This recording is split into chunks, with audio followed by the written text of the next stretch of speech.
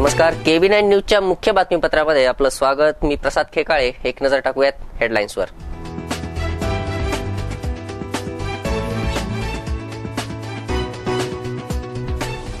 लोकनेते गोपीनाथ मुंडे यांची सर्व स्वप्न पूर्ण करणार. पिंपरीमध्ये पंकजा मुंडेंचं भावनिक वचन. संघर्ष यात्रेला उत्स्फूर्त प्रतिसाद. आघाडी सरकारवर कडाडून टीका. मुख्यमंत्रीपदाची जबाबदारी सांभाळायला आपण तयार. उद्धव ठाकरे यांचं स्पष्टीकरण. आचारसंहितेमुळे पिंपरी चिंचवड महापालिकेच्या 16 पदाधिकाऱ्यांनी सोडला वाहनांचा ताबा. नवनिर्वाचित महापौरांनाही आचारसंहितेचा फटका. चिंचवडचा मतदारसंघ राष्ट्रवादीला द्या. नव्या महापौरांसह आमदार जगताप समर्थकांची मागणी. आणि 19 सप्टेंबरला उलगडणार अभिनेत्रीच्या जीवनातलं रहस्य. आगळा वेगळा नटी हा चित्रपट होणार प्रदर्शित. आता पाहूयात सविस्तर बातम्या. लोकनेते गोपीनाथ मुंडे यांची सर्व स्वप्न पूर्ण करणार असं वचन देत पिंपरी चिंचवड वासियांनी भाजपच्या पाठीशी राहावं असं भावनिक आवाहन भाजपच्या नेत्या पंकजा मुंडे यांनी केलंय. यावेळी त्यांनी आघाडी सरकारच्या धोरणांवर कडाडून टीका केली. तसंच पिंपरी चिंचवडच्या स्थानिक प्रश्नांवर जनतेकडून उत्तर मागवत अजित पवारांना अप्रत्यक्षरित्या त्यांनी लक्ष्य केलंय. आमदार पंकजा मुंडे पालवे यांची संघर्ष यात्रा शनिवारी रात्री 9:15च्या सुमारास पिंपरी चिंचवड शहरात दाखल झाली. पिंपरी चौकातल्या डॉक्टर बाबासाहेब आंबेडकर पुतळा स्मारका शेजारी मैदानात त्यांची ही सभा झाली. पंकजा मुंडेंनी महाराष्ट्राच्या मुख्यमंत्री व्हावं अशी जमलेल्या कार्यकर्त्यांनी मागणी केली.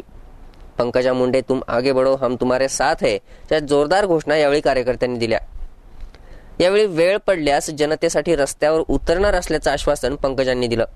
तसंच मुंडे साहेबांच्या सर्व इच्छा पूर्ण करणार असल्याचं सांगत दिल्लीत मंत्रीपद स्वीकारणार नाही, महाराष्ट्राच्या जनतेसाठी आपण कार्य करणार असून जसं देशात सरकार बदललं तसं राज्यातही बदला असं आव्हान पंकजांनी केलं. तसंच आज जर मुंडे साहेब असते तर सरकारचे धाबे दणाणून सोडले असते असं सांगत राज्यात महायुती सत्ता आणण्याचं आव्हानही त्यांनी केलं. पिंपरी चिंचवड शहरातलं अनधिकृत बांधकाम, रेड झोनचा प्रश्न का सुटला नाही, याचे कामगारांचे प्रश्न तसेच आहेत, हे सर्व कशामुळे होते असा सवाल पंकजा मुंडे यांनी केला. आगामी निवडणुकीत सत्तेत असणारे पुन्हा निवडून येण्यासाठी जनतेकडे जात आहेत, परंतु आघाडी सरकारनं 15 वर्षात काय दिवे लावले, महाराष्ट्र लोडशेडिंग मुक्त करण्याचं आश्वासन हवेतच विरलंय. तसंच राज्य सरकारकडे युवा धोरण नाही, त्यामुळे तरुणाई सत्ताधाऱ्यांना कंटाळल्याचा आरोप पंकजा मुंडेंनी केला. महाराष्ट्रात शेतकऱ्यांना न्याय, महिलांना सन्मान आणि युवकांना रोजगार नसल्याचं पंकजा म्हणाल्या. अद्यापही मिळालेला नसल्याचं पंकजा मुंडेंनी म्हटलं. आघाडी सरकारनं महाराष्ट्रावर 17,000 कोटींचं कर्ज केलंय, त्यामुळे आता त्यांना सत्तेतून पाय उतार होण्याची वेळ आल्याचं म्हटलं. दिल्लीमध्ये नरेंद्र मोदी यांनी विकासाच्या पाण्याची टाकी बसवली आहे, तर राज्यामध्ये ही विकासाची पाईपलाईन आणायची असेल तर येत्या निवडणुकीत सत्ता बदल होणं आवश्यक आहे असं पंकजा म्हणाल्या. सत्ताधाऱ्यांनी पिंपरी चिंचवड शहर भकास केल्याचा आरोप करत अजित पवारांनाही पंकजांनी लक्ष्य केलं. येणाऱ्या निवडणुकीत सत्ताधाऱ्यांकडून मतदानासाठी पैसे घ्या, कारण ते पैसे जनतेच्या कष्टाचे आहेत असा अजब सल्लाही पंकजांनी दिलाय. या अगोदर केंद्रीय मंत्री राजीव प्रताप रुडी यांनी जनतेला संबोधित केलं. लोकसभा निवडणुकीत जशी नरेंद्र मोदी यांची लाट होती तशीच महाराष्ट्रात पंकजा मुंडे पालवे यांची लाट आहे. राज्याच्या विधानसभा निवडणुकीत परिवर्तन घडवण्याचं आव्हान भाजपसमोर आहे. लोकसभेप्रमाणेच विधानसभा निवडणुकीनंतर राज्यात सत्ता परिवर्तन निश्चितपणे होईल. महाराष्ट्रात सत्ता आल्यानंतर वर्षभरात बिहारमध्येही भाजपचं सरकार येईल. त्यानंतर हळूहळू देशातल्या सर्व राज्यांमध्ये भाजप सत्ता स्थापन करेल. मात्र त्याची सुरुवात महाराष्ट्रातून व्हावी असा विश्वास राजीव प्रताप रुडी यांनी व्यक्त केलाय. कलंकित झालेलं राज्यातलं आघाडी सरकार उखडून टाकण्याचा संकल्प करा असं आव्हान त्यांनी केलं. या सभेला आमदार बाळा भेगडे, भाजप शहराध्यक्ष सदाशिव खाडे, पश्चिम महाराष्ट्र संपर्क प्रमुख एकनाथ पवार आदींची उपस्थिती होती. बाबा गेल्यानंतर मी कोसळले होते, कोलमडले होते, अशी पायावर उभे राहून एवढ्या खमक्या आवाजात बोलण्याची माझ्यामध्ये ताकद नव्हती. ही ताकद मला तुम्ही दिली. तुम्ही मला येऊन सांगितलं, तुमच्यासारख्या असंख्य प्रेम करणाऱ्या येऊन मला सांगितलं, ताई आम्हाला काही नको, आम्ही गरीब माणसं आहेत. गरीबच माणसं राहतात या पिंपरी चिंचवड मध्ये. का आपल्या हाताला कष्ट करून आपल्या रोजगार मिळवून आपल्या कुटुंबाचं पोट भरण्यासाठी या पिंपरी चिंचवड मध्ये असंख्य लोक बऱ्याच ठिकाणाहून आलेत. माझ्या मराठवाड्याचे, बीड जिल्ह्याचे असंख्य लोक कष्टकरी लोक आहेत. फुकट आयत्या पिठावर रेगोटा आणणारी माणसं नव्हे. या लोकांनी मला सांगितलं, आम्ही ऊस तोडणारी जमात, आम्ही गरीब माणसं, आम्ही ऊस तोडू, 5 वर्ष ताई आपण तुमचं नेतृत्व उभं करू, तुम्ही खचून जाऊ नका. एवढं प्रेम, एवढं प्रेम, एवढं प्रेम कोणाच्याही वाट्याला आलं नाही, ते माझ्या वाट्याला आलं. तुम्ही मला सांगितलं ताई आमचा तुमचं नेतृत्व उभं करायचंय. तुम्ही मला सांगितलं ताई फक्त आम्हाला एकदा भेटायला या. तुम्ही मला सांगितलं ताई दिवसा आम्हाला टीव्हीवर 2-4 दिवसाला एकदा चेहरा दिसून या मुंडे साहेब दिसल्याचा भास होतो. काही मागितलं नाही तुम्ही माझ्याकडे. तुम्ही मागितलं नाही म्हणून मी देणार नाही असं नाही. जे जे शब्द तुम्हाला मुंडे साहेबांनी दिले तो प्रत्येक शब्द खरा करण्याची मी आज तुम्हाला ग्वाही देतो. विधानसभा पार्श्वभूमीवर एकीकडे पिंपरी चिंचवड शहरामध्ये महिला काँग्रेस मेळाव्यामध्ये कुठे ना कुठे फक्त 100 आणि 150 महिलांचा प्रतिसाद दिसून आला होता. परंतु आपण बघू शकता दुसरीकडे तोच प्रतिसाद पिंपरी चिंचवड शहरामध्ये लोकनेता पंकजा मुंडे यांच्या मध्ये दिसून येत आहे. कुठे कुठे आपण बघून येऊ शकता एका जल्लोषमध्ये नागरिकांनी स्वागत केलेलं आहे. पिंपरी चिंचवड महानगरपालिकेचं आणि पिंपरी चिंचवड शहरामध्ये बीजेपीच्या आणि महायुतीच्या लोकनेता पंकजा मुंडे यांचं आगमन झालेलं आहे. आपण बघू शकता कुठे ना कुठे नागरिकांचा, लाखो नागरिकांचा प्रतिसाद इथे दिसून येत आहे. नागरिकांमध्ये जल्लोष आहे. फक्त बीजेपी नाही, अन्य समाज आणि महायुतीचा इथे नाही ते कुठे ना कुठे लाखो नागरिकांचा समावेश दिसून येत आहे. कुठे ना कुठे विधानसभेच्या पार्श्वभूमीवर वळूयात पुढच्या बातमीकडे. जबाबदारीपासून पळण्याचा आपला स्वभाव नाही आणि आपल्याला खुर्चीची हावही नाही. मुख्यमंत्रीपदाची जबाबदारी घ्यायला आपण तयार आहोत. पुढचं महाराष्ट्राच्या जनतेला ठरवायचं आहे असं शिवसेनेचे कार्यप्रमुख उद्धव ठाकरे यांनी स्पष्ट केलंय. एका वृत्तवाहिनीच्या कार्यक्रमात उद्धव ठाकरे बोलत होते. जागा वाटप आणि मुख्यमंत्रीपदाच्या मुद्द्यावरून शिवसेना भाजपमध्ये कुरघोडी सुरू असतानाच उद्धव ठाकरे यांनी मुख्यमंत्रीपदाची तयारी दाखवत जनतेला परिवर्तन घडवायचं होतं. त्यासाठी नवा चेहरा हवा होता. नरेंद्र मोदींच्या रूपानं तो मिळाला. महाराष्ट्रातही लोकांना तसा चेहरा हवा आहे. आपल्या चेहऱ्यात त्यांना तो दिसत असेल तर चांगलंच आहे. आपण बाळासाहेबांचा मुलगा आहोत, जबाबदारी झटकणार नाही असं उद्धव ठाकरे म्हणाले. शिवसेना भाजपच्या युतीबद्दलही उद्धव यांनी परखड मतं मांडली. युतीमध्ये छोटा भाऊ मोठा भाऊ असं आम्हीही मानत नाहीत, पण प्रत्येकानं मर्यादा पाळाव्यात. आम्हीही समुद्राच्या जवळ राहतो. आजपर्यंत खूप लाटा अंगावर घेतल्या आहेत, त्यामुळे लाटांना घाबरत नाही असं उद्धव यांनी भाजपला अप्रत्यक्षरित्या सुनावलंय. उद्धव ठाकरे यांच्या स्पष्ट विचारांमुळे शिवसेना भाजप युतीमध्ये पुन्हा कुरबुर वाढली आहे. महाराष्ट्र विधानसभा निवडणुकीची आचारसंहिता शुक्रवारपासून लागू झाली. त्यामुळे पिंपरी चिंचवड महापालिकेतल्या 16 पदाधिकाऱ्यांनी सरकारी वाहनं सोडली आहेत. विशेष म्हणजे महापौरपदी विराजमान झालेल्या शकुंतला धराडे आणि उपमहापौर प्रभाकर वागेरे यांनाही काही तासातच सरकारी वाहनाचा ताबा सोडावा लागला.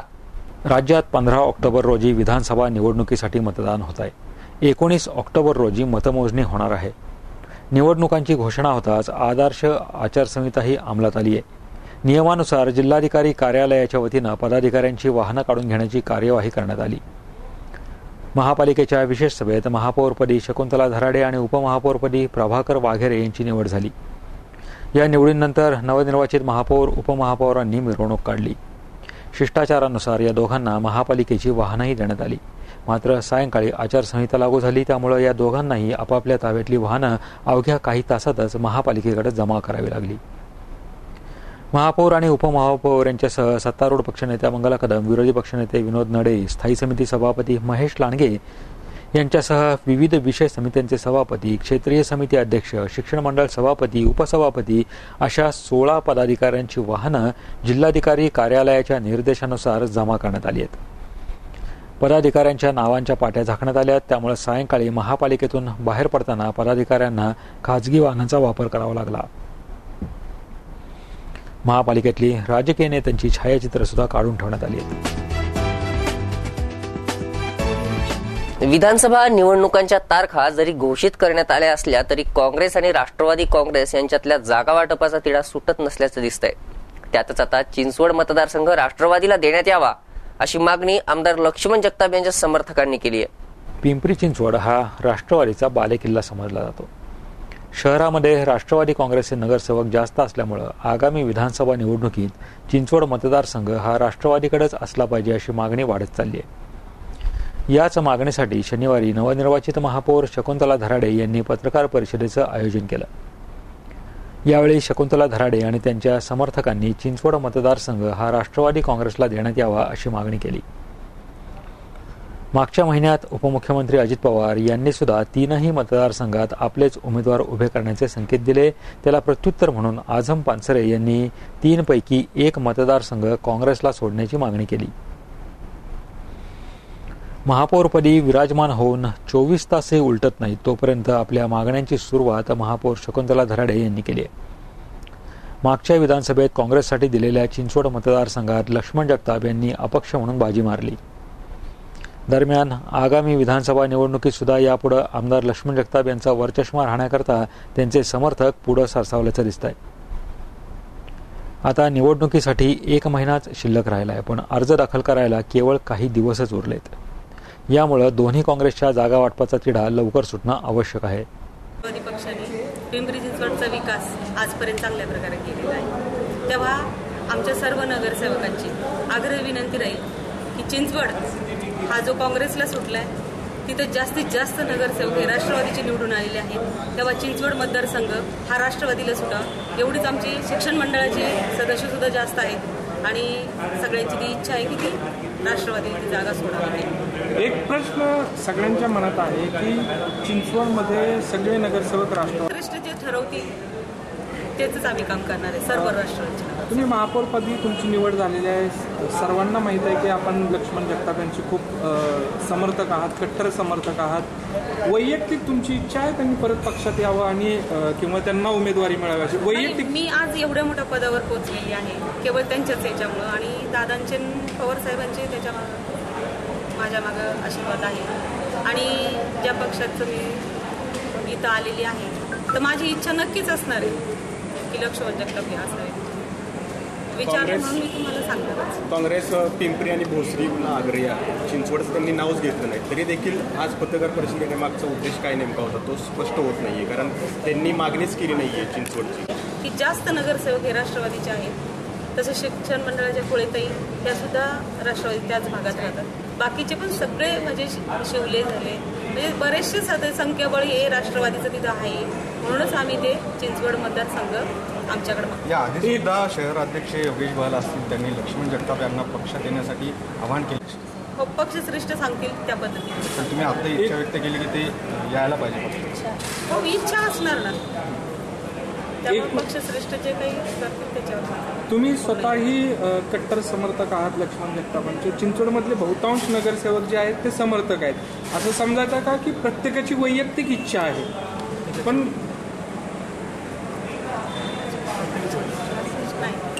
प्रत्येकाची वैयक्तिक इच्छा असणार आहे. मला वाटतं लक्ष्मण जगताप जर उमेदवारी घेतील राष्ट्रवादीची तर राष्ट्रवादीला फायदा असणार. शेवटी ते ठरवणार आहे कुठली उमेदवारी घ्यायची आणि काय करायचं आणि पक्षश्रेष्ठ ठरवणार कुणाला.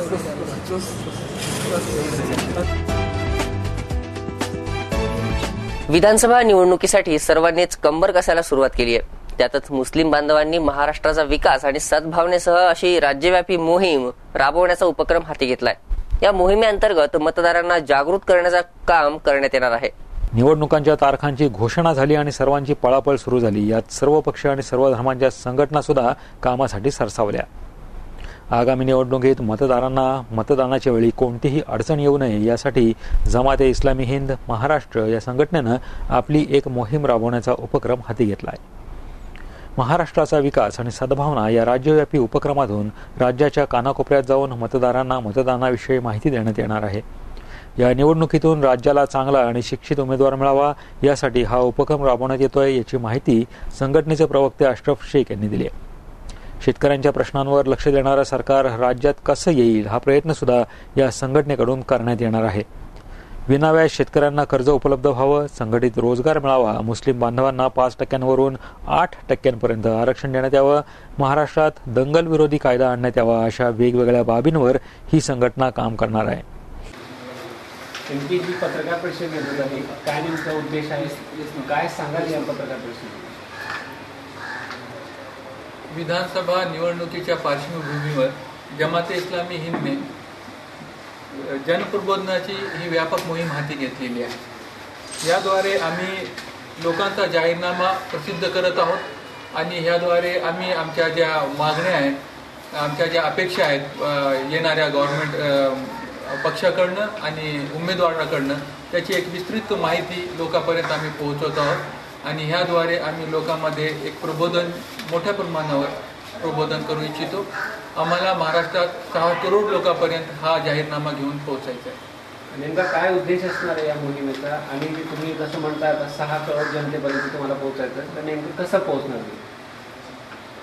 आम्हाला या मोहिमेद्वारे सर्वांगीण विकासाच्या मुद्द्यावर भर द्यायचा आहे, ज्यामध्ये राष्ट्रीय अन्नधान्य आयोग असो का लोकायुक्त असो, शेतकऱ्यांना बिगर व्याजी व्याज असो, मनरेगा योजनेअंतर्गत 360 दिवसाचा रोजगाराची हमी असो किंवा वेगवेगळ्या आमच्या ह्या ज्या मागण्या आहेत किंवा मोफत शिक्षणाची व्यवस्था असो आणि सामाजिक न्यायाचं जे धोरण आहे त्याविषयी असो किंवा अल्पसंख्याकांचे प्रश्न असो, ज्यामध्ये विशेषतः 8% रिझर्वेशन, मुस्लिम तरुणांना, निरपराध तरुणांना जेलमधून सुटका आणि अशा प्रकारचे जे आमच्या योजना आहेत, अशा प्रकारचे आमचे जे मागण्या आहेत त्याविषयी आम्ही ही मोहीम हाती घेतलेली आहे.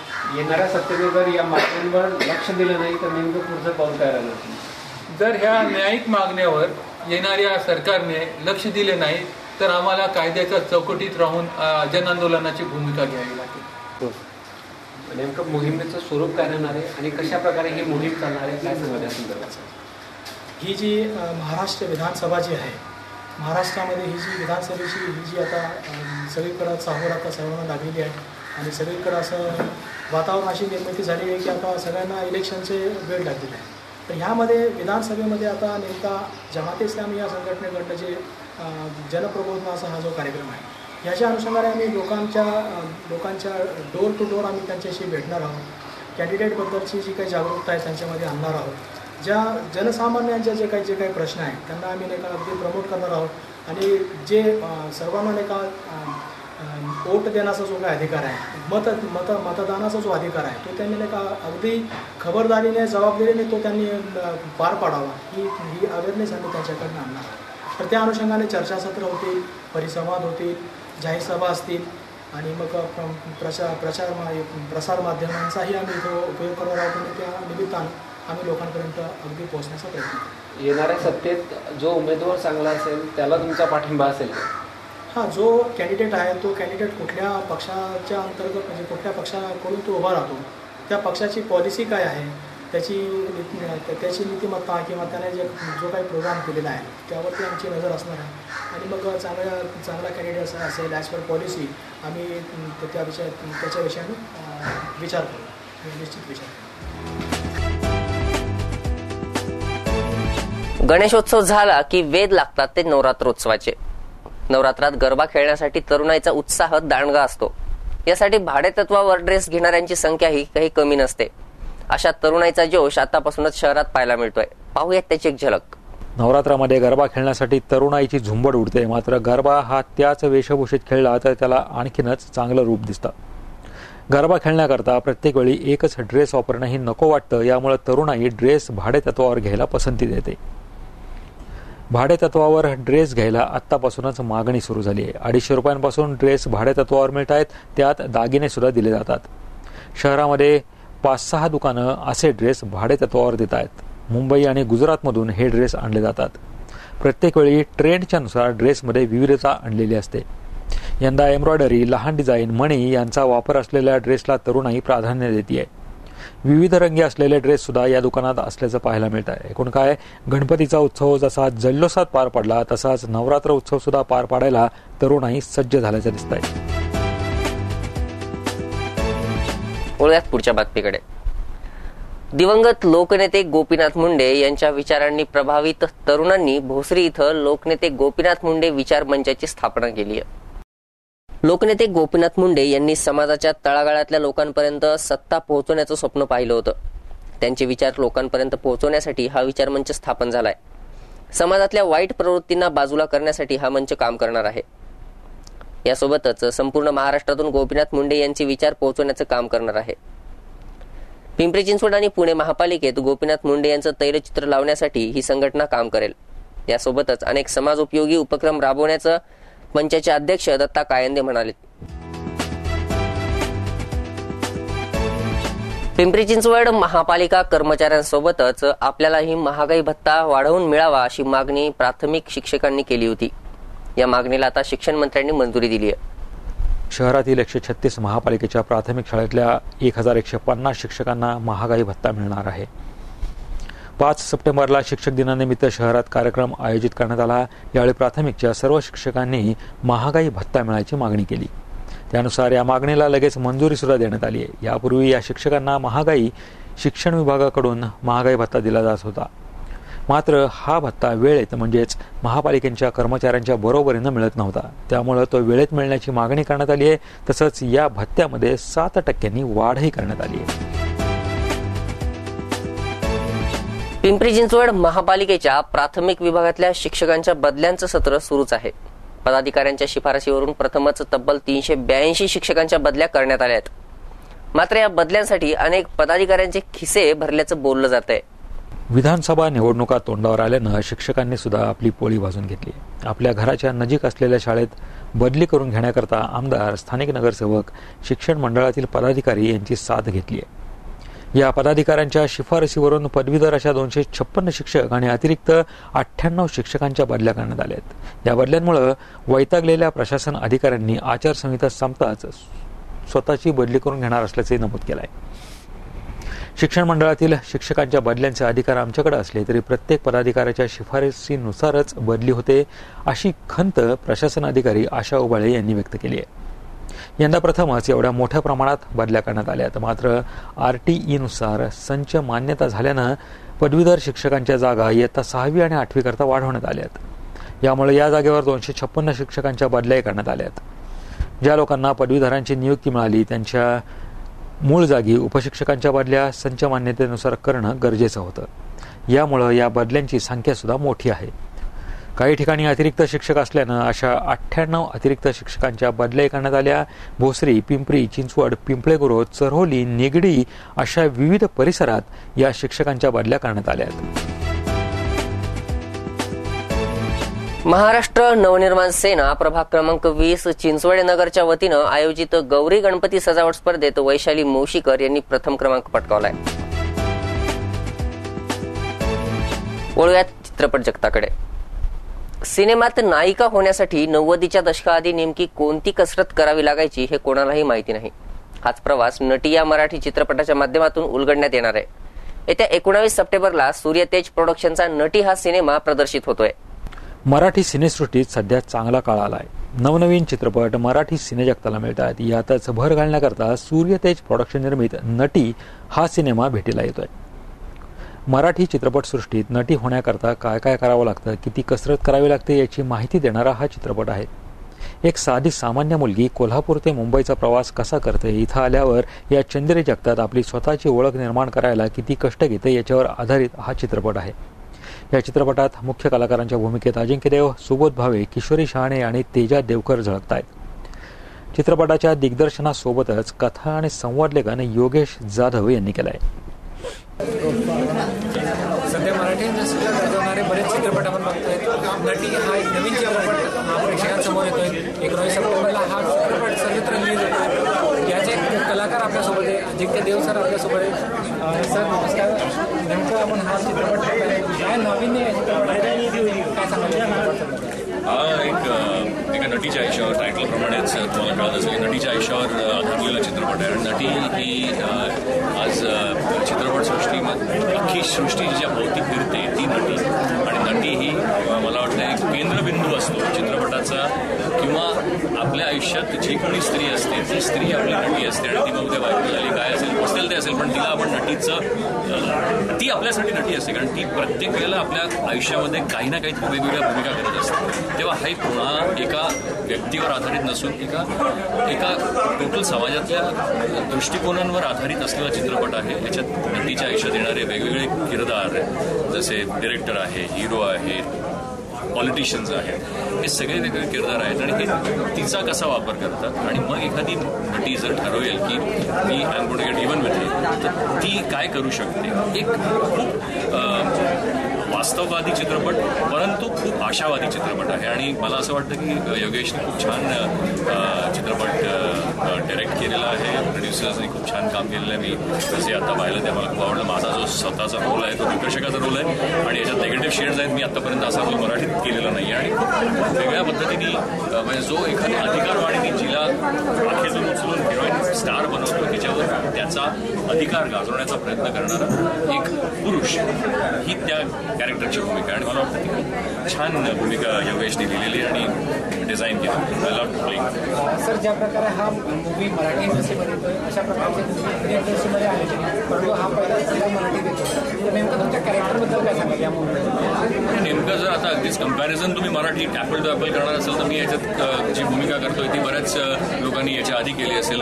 आणि एक जसं आपण म्हटलं की नटी ह्या आशयावर धरून केलेला चित्रपट आहे. माझा रोल हा कुठल्या तरी एका दिग्दर्शकाशी कदाचित आयडेंटिफाय होईल याच्याबद्दल तुम्ही वाचलेलं आहे, ज्याच्याबद्दल ऑडियन्सने वाचलेलं आहे. आणि जर झालं तर त्याच्यामध्ये मी काहीच गैर आहे असं म्हणणार नाही, कारण हे सगळं लिहून येतं आणि त्याच्यातलं कितपत खरं असतं हे आपल्यालाही माहिती नसतं. शेवटी ऑडियन्स जे सगळं वाचतो त्याच्यावर जातो. तेव्हा मी एक दिग्दर्शकाची भूमिका निभावलेली आहे आणि मला असं वाटतं की मला मजा आली करायला आणि ऑडियन्सलाही तेवढाच आवडेल.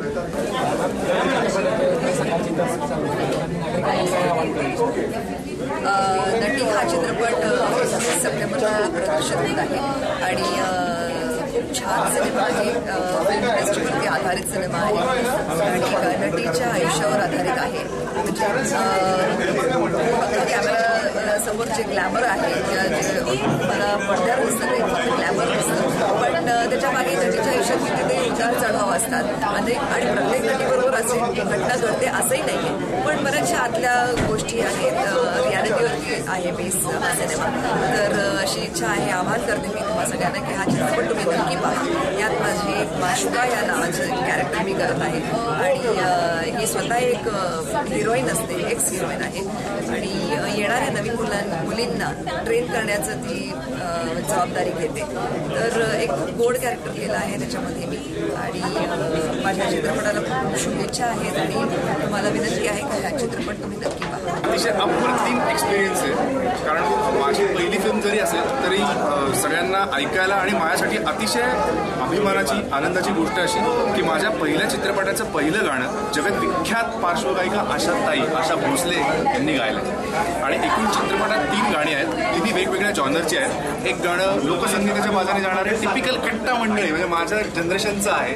आनंद शिंदे यांचा सारखा महाराष्ट्रातला बुलंद आवाज त्यासाठी लाभला आहे. डॉक्टर नेहा राजपाल याची त्याला साथ आहे. दुसरं गाणं जे आहे आजकाल एक पुरट अशी आहे की मराठी इव्हन फिल्म म्युझिकमधली मेलडी हरवून चालली. सगळीकडे खूप गोंगाट आहे, नुसता लाऊड रिदम आहे. पण नटी चित्रपटातल्या या एका रोमॅन्टिक ट्रॅकचं हेच वैशिष्ट्य आहे की पूर्ण मेलडीवर आधारित हे गाणं आहे आणि ते गायलंय बॉलिवूडमधला सुपरस्टार सिंगर जावेद अली आणि नेहा राजपाल. आणि या गाण्याचं अजून एक वैशिष्ट्य आहे की तुम्ही मला या गाण्याबरोबर सुबोध भावे या अतिशय श्रेष्ठ कलाकाराबरोबर माझी पण त्याच्यात थोडा सहभाग आहे ॲक्टिंगमध्ये. तुम्ही मला पडद्यावरही बघणार आहात. आणि तिसरं गाणं या चित्रपटाचं टायटल सॉन्ग मी नटी आशा ताईंनी गायलं आहे. अतिशय जबरदस्त गायलं आहे. त्यांच्या गायकीविषयी मी काय बोलणार, अतिशय संपन्न करणारा अनुभव आहे. खूप नटी हा काय सांगाल दर्शकांना एक्सपिरियन्स काय? नटीचा एक्सपिरियन्स नटी हा चित्रपट केला आणि अपेक्षा करते की मला खूप काही देऊन जाईल, कारण कम्प्लिटली एक वेगळा चित्रपट एक स्पॅन 70चा काळ ते आत्तापर्यंतचा काळ दाखवायला मला मिळत आहे. प्लस आर्टिस्ट त्यांच्याकडे म्हणजे एक मोठी फळी आहे. Right from Ajinkya Deo, Subodh Bhave, Kishori Shahane, Kishor Kadam, Nagesh Bhosale, Shashank Shende, Jagannath Devangude, Aishwarya Tupe, Deepti, then we have Neha Joshi, अशी खूप मोठी फळी आहे ॲक्टर्सची. काहींबरोबर मी आधी काम केलं आहे, काहींबरोबर पहिल्यांदाच करते, पण काम करायचा अनुभव इतका सुंदर, कारण तुमच्याकडे इतके चांगले ॲक्टर्स असतात खरंच तुमचं काम खूप कमी होऊन जातं. प्लस स्क्रिप्ट खूप वेगळी स्क्रिप्ट आहे. जेव्हा तुम्ही मला म्हणाल की अरे कुठेतरी सिमिलर आहे का दुसऱ्या फिल्मला जिथे हिरोईन्सचं लाईव्ह दाखवलं जातं, तर अजिबात नाही. ही फिल्म खूप वेगळी आहे. एका अशा मुलीची जी एका खेडेगावातून आली आहे, जिथे आजही बऱ्याच गावांमध्ये मुलगी जास्त आरशात बघायला लागली की एक कानाखाली वाजवली जाते, काय तुला रोज सारखं आरशात बघत असतं. अशा टिपिकल घरातून आलेली ही मुलगी जेव्हा एक स्वप्न बघते की मला अभिनेत्री व्हायचंय किंवा एक नटी व्हायचंय, त्याला तिला कशातून किंवा काय काय ऐकावं लागतं, कशातून जावं लागतं. त्यातूनही जेव्हा ती बरंच काही अचीव करते तेव्हा कुठेतरी तिला जाणवतं की अरे खूप काही मिळालंय, पण खूप काही कमावलं सुद्धा आहे. आपण बऱ्याचदा सुसाईड केसेस ऐकतो ॲक्टर्सच्या, आपण बऱ्याचदा डिप्रेशन केसेस ऐकतो. मग ते हॉलिवूड असू दे, बॉलिवूड असू दे किंवा बऱ्याच मराठी ॲक्ट्रेसेस, खूप असे किस्से आहेत आपल्याकडे जिथे बऱ्याच ॲक्ट्रेसेसनी डिप्रेशनमुळे सुसाईड कमिट केलं किंवा सुसाईड कमिट होतं आणि नंतर आपल्याला कळतच नाही की अरे हे का झालं. तर हे नक्की काय आहे, कशामुळे ह्या ॲक्ट्रेसेस ज्यांना एवढं यश मिळालेलं असतं, एवढी प्रसिद्धी, अवॉर्ड्स मिळालेले आहेत, असं काय घडतं की त्या सुसाईड करतात. मग हे एका रात्रीचा डिसिजन आहे का किंवा खूप काही असं घडून गेलंय का. मग का नाही आपल्याला कळलं की असं काही घडत होतं. कारण ॲक्टर्स हे असे असतात ना की त्यांना एक मुखवटा घालून फिरावं लागतं बऱ्याचदा की खूप सुंदर आहे, सगळं खूप छान आहे. नेहमी त्यांच्या चेहऱ्यावर एक स्माईल तुम्हाला दिसेल, ते खूप पॉझिटिव्हली सगळीकडे सगळ्यांना भेटतात, सगळ्यांशी बोलतात, पण त्यांच्या मनात काय चालू आहे, त्यांच्या आयुष्यात काय चालू आहे हे ते कधीच मला कळू देत नाहीत किंवा लोक जाणून घेत नाहीत असं म्हटलं तरी चालेल बऱ्याचदा. कारण त्यांना फक्त ग्लॅमर दिसतं, फेम दिसतं, अवॉर्ड्स दिसतात, पैसा दिसतो, पण हे नाही दिसत की अरे ते कुठेतरी एकटेही असतील किंवा अरे त्यांना पर्सनल आयुष्यात काही प्रॉब्लेमही असू शकतात हे बऱ्याचदा आपण गृहीतच धरत नाही. तर ह्या काही गोष्टी सुद्धा या चित्रपटात तुम्हाला बघायला मिळतात.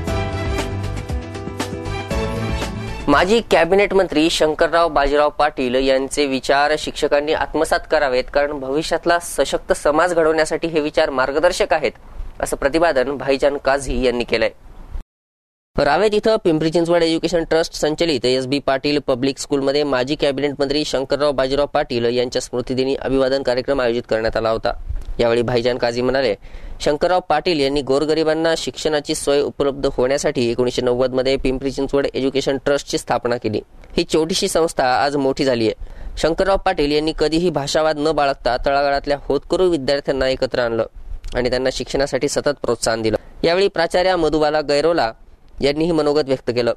या अभिवादन कार्यक्रमाला प्राचार्य दिलीप अहिरराव, प्राध्यापक अमोल मगदूम, शुभांगी कुलकर्णी, पद्मावती बंडा, मीता घोषाल, कुदीप खाडगे, रखना शिसोदिया, स्वालेहा मुजावर आदींची उपस्थिती होती.